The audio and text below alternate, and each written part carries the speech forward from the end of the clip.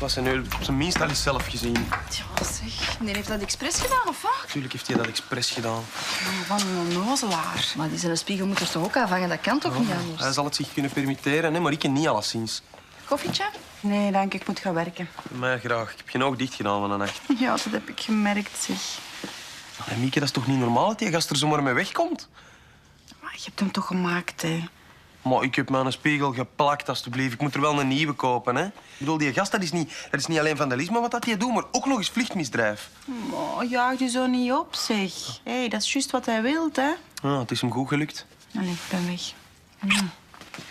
Eventje. Dag. Jo. Het is toch waar? Ik heb toch gelijk? Ja, je hebt gelijk. Maar zeg, de schade valt nu wel mee hè, om daar zo'n spel van te maken.